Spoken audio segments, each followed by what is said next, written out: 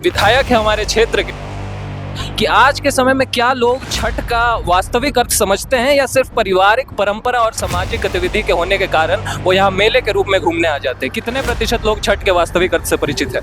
तो हमारे भारत में जहाँ गंगा को देवी माना जाता है, उसी भारत में लोग सबसे ज्यादा गंगा को गंदा करते हैं। आचार्य प्रशांत जी जिन विषयों को लेकर आगे बढ़ने का काम कर रहे हैं, उस शुभकामना के साथ आगे बढ़े। जहां जो आवश्यकता होगी उस रूप में हम भी बढ़ने का काम करेंगे। 365 दिन में से 4 दिन छठ मना लेते हैं और बाकी के 361 दिन ऐसे ही कार्यों में लिप्त रहते हैं जो हमारे पर्यावरण को, जलवायु को और प्रकृति को विनाश की ओर ले जाते हैं। तो इस पे आप क्या कहना चाहेंगे?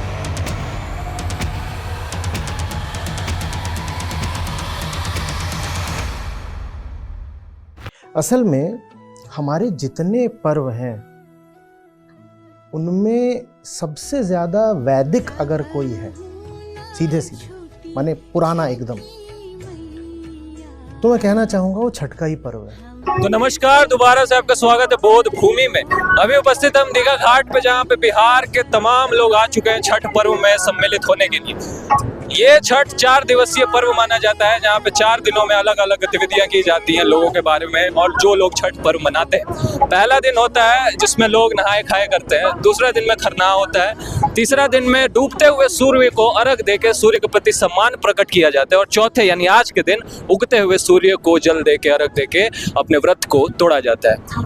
उपस्थित हमारे सामने एक बहुत ही महत्वपूर्ण शख्स जो कि विधायक है हमारे क्षेत्र के, और उनसे हम जानना चाहते हैं कि उनके क्या विचार है छठ के पर्व को लेके और वो किस प्रकार की मंशा रखते हैं उन लोगों के बारे में जो छठ के पर्व में सम्मिलित होते हैं, और छठ की वास्तविक परिभाषा क्या है और आज आम जनमानस में छठ क्या अर्थ बन के रह चुका है। नमस्कार सर। निश्चित तौर पर चैती छठ की बहुत बहुत शुभकामना आपके माध्यम से सभी को। छठ पर्व अपने आप में स्वच्छता का प्रतीक है।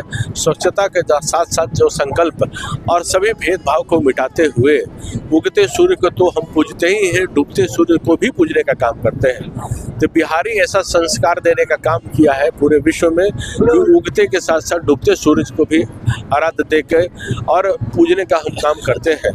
तो आज सबकी रोशनी दाई, सबके ऊर्जावान करने का भगवान सूर्य, भगवान भास्कर की कृपा सब पे बनी रहे और स्वच्छता के साथ साथ समन्वय और स्नेह के साथ पूरे समाज एक रूप होकर छठ के पर्व में जो लगने का काम करते हैं, वो बुजुर्ग हो, अभिभावक हो, माताएं, बहनें, नौजवान, सभी लोग, सब समाज, तो एक बड़ा विहंगम दृश्य अपने आप में रहता है।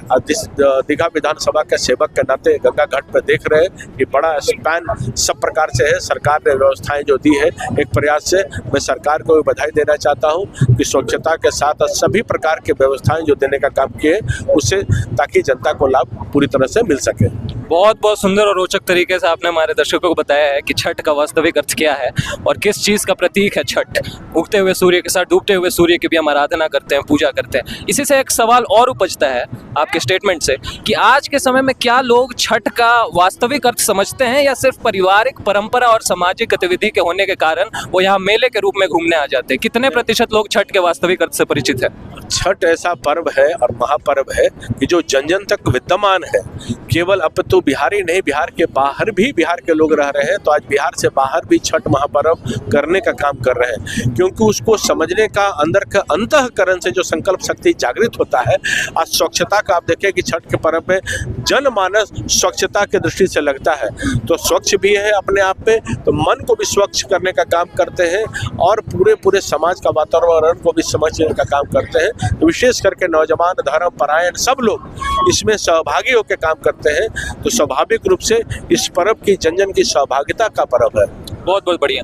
एक और सवाल है मेरे पास कि आज के छठ में मुख्य रूप से हम सूर्य भगवान की उपासना करते हैं। सूर्य जो पृथ्वी पे मुख्य ऊर्जा का स्रोत माना जाता है, यानी कि हम सूर्य के माध्यम से, सूर्य एक प्रकृति का प्रतीक है, यानी हम छठ में प्रकृति की ही पूजा करते हैं। लेकिन आज के समाज में जलवायु परिवर्तन के संकट को देखते हुए हम ये देख सकते हैं कि लोग छठ में 4 दिन पूजा कर लेते हैं, घाट पे घूम लेते हैं, लेकिन बाकी के 361 दिन, 365 दिन में से 4 दिन छठ मना लेते हैं और बाकी के 361 दिन ऐसे ही कार्यों में लिप्त रहते हैं जो हमारे पर्यावरण को, जलवायु को और प्रकृति को विनाश की ओर ले जाते हैं। तो इस पे आप क्या कहना चाहेंगे? इसमें जागरूकता की आवश्यकता है और मैं विशेष करके इसमें लगा हूँ। वायु प्रदूषण हो, चाहे जल प्रदूषण हो, चाहे सभी प्रकार के प्रदूषण को स्वच्छ रखने का काम करें। तो जन जागरूकता अभियान के तहत इसको और फैलाने की आवश्यकता है कि इससे क्या क्या दूरगामी परिणाम हो सकते हैं और दुष्परिणाम भी हो सकते हैं। तो आने वाला समय में पृथ्वी को संरक्षित करें, प्रकृति के माध्यम को अपने सुरक्षित करने का काम करें। इस आवश्यकता में एक जन जागरूकता अभियान के तहत सबकी सहभागिता की आवश्यकता है, उसको और आगे सशक्त भाव से करने का काम करें। क्योंकि वैज्ञानिकों के अनुसार जलवायु परिवर्तन ही आज पृथ्वी की सबसे बड़ी संकट है। ये वैसी संकट है जो पूरे मानव जाति को विलुप्त करने की क्षमता रखती है। ऐसा साइंटिस्ट के द्वारा कहा जा रहा है कि आने वाले कुछ सालों में ह्यूमन स्पीशीज विलुप्तता की ओर अग्रसर हो रही है। तो इसके लिए हम हमारे सभी देश के लोगों का, नागरिकों का, खासकर युवाओं की ये जिम्मेदारी है कि जब हमारे इस पीढ़ी में जब ये विनाश हो रहा है, सर्वनाश हो रहा है, तो हमें जागरूकता फैलाने का ये काम अपने कंधों पर उठाना चाहिए और हर एक युवा को इसके पास अग्रसर होना चाहिए। स्वाभाविक रूप से जैसा आपने कहा, उस ध्यान निकृष्ट को ध्यान में रखते हुए हमें ये काम भविष्य में करना भी है, क्योंकि ये भारतीय संस्कृति परंपरा भी है। ये वैश्विक पक्ष पे केवल खाली बिहार और देश का नहीं है, वैश्विक परिप्रेक्ष्य में जिस प्रकार से सभी प्रकार के एक वायुमंडल का प्रदूषित होने का काम, जल से लेकर वायु से लेकर सब होने का काम हुआ है, उसमें भारत ही अग्रिम भूमिका निभा सकती है और भारत निभाने का काम करे। क्योंकि भारतीय संस्कृति परंपरा में सभी प्रकार का संरक्षित करने की एक संस्कार विधि है। उस संस्कार विधि को हमें अपनाकर नौजवानों को जागृत करने का काम करना चाहिए। तो हमारे भारत में जहाँ गंगा को देवी माना जाता है, उसी भारत में लोग सबसे ज्यादा गंगा को गंदा करते हैं। एक तरफ वो देवी बोलते हैं, दूसरी तरफ सुबह स्वच्छता का प्रतीक कहलाते हैं गंगा जी के पूजन का काम, और बहुत सारे काम चल रहे हैं। स्वच्छ गंगा के तहत, नमामि गंगा के तहत सरकार की जो योजना है, दीघा में सबसे बड़ी योजना आया है। घाट का निर्माण के लिए करोड़ों रुपए का लागत से सरकार की तरफ से जो हमने प्रयास किया वो लगने का काम हो रहा है। तो स्वच्छता आपको और दिखाई देगी आने वाला समय में। बहुत बहुत धन्यवाद सर। हम ऐसे आध्यात्मिक व्यक्ति और आध्यात्मिक क्षेत्र में आज आचार्य प्रशांत, एक बहुत ही रोचक व्यक्ति आप सामने आते, और आचार्य प्रशांत आज के समय में उन मुख्य व्यक्तियों में से एक हैं जो जलवायु परिवर्तन के मामले में और भगवत गीता और तमाम हिंदू धर्म के ग्रंथों का वास्तविक अर्थ लोगों, आम जनमानस के बीच रख रहे हैं। क्लाइमेट चेंज बहुत बड़ा कारण बनेगा अगले विश्व युद्ध का। जो कुल जमीन उपलब्ध है ये फसल उगाने के लिए, वो भी कम होने वाली, क्योंकि बहुत सारी जमीन पानी के नीचे आ जाएगी। और यही वो जगह है जहां दुनिया में सबसे ज्यादा घनी आबादी बसती है। दुनिया की सबसे ज्यादा आबादी कहां बसती है? Between the tropics. और यहीं पर क्लाइमेट चेंज का सबसे भीषण असर होना है। यहीं पे अन्न उगाया जाता है, यहीं पे गरीब बसते हैं। नतीजा क्या होगा? जबरदस्त तरीके का माइग्रेशन। 10 करोड़ लोग विवश होने वाले हैं बहुत जल्दी अपनी जगह छोड़ करके दूसरे देशों की ओर पलायन करने को। दूसरे देश उनको शरण देने को तैयार हो, जरूरी नहीं है, लेकिन घुसेंगे क्योंकि इनके पास तो अब जमीन ही नहीं है। जमीन तो पानी के नीचे चली गई, तो कहां रहें? तो दूसरी तरफ को भागेंगे। और इनके पास खाने को अन्न नहीं है तो भागेंगे। फिर राष्ट्रों के बीच होंगे युद्ध। अरे पढ़ने लिखने पे ध्यान लगाओ। ये गीता वगैरह बुढ़ापे में देखना, हमने गीता बुढ़ापे में नहीं देखी, हमने जवानी में देखी। उसका नतीजा ये है कि शायद आज देश का सबसे बड़ा और सबसे शुद्ध समाज सुधार कार्यक्रम हम चला रहे हैं। बहुत छोटी चीज है व्यवहारिक ज्ञान। कृष्ण अर्जुन को उच्चतम ज्ञान बता रहे हैं, आत्मज्ञान। उसके बाद व्यवहार की चीजें बहुत सरल हो जाती हैं। जो आखिरी बात जान गया ना, उसको बाकी बातें समझाना बहुत आसान हो जाता है। आचार्य प्रशांत जी जिन विषयों को लेकर आगे बढ़ने का काम कर रहे हैं, उसको कामना के साथ आगे बढ़े।